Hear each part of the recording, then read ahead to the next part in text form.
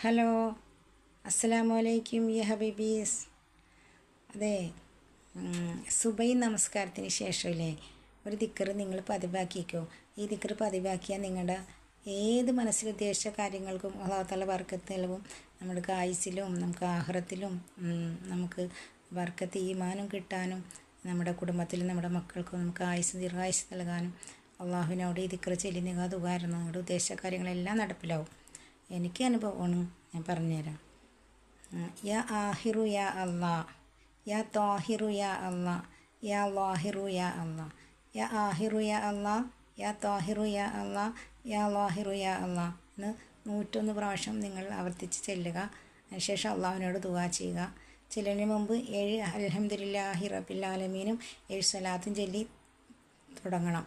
അതിനുശേഷം 7 അൽഹംദുലില്ലാ 7 സ്വലാത്തും ചൊല്ലി നിർത്തുക. എന്നിട്ട് അള്ളാഹുവിനോട് ദുആ ചെയ്യുക. എന്നിട്ട് നിങ്ങൾ മനസ്സിൽ വിചാരിച്ച എല്ലാ കാര്യവും അള്ളാഹുവിനോട് പറഞ്ഞ് ദുആ എടുക്കണം കേട്ടോ. ഇത് ഉറപ്പായിട്ടും നടപ്പിലാവും. എനിക്ക് സഫലമാവും. ഞാൻ ഉദ്ദേശിച്ച കാര്യങ്ങൾ ഇത് ചൊല്ലി ദുആ ചെയ്യുമ്പോൾ സഫലമാകാറുണ്ട്.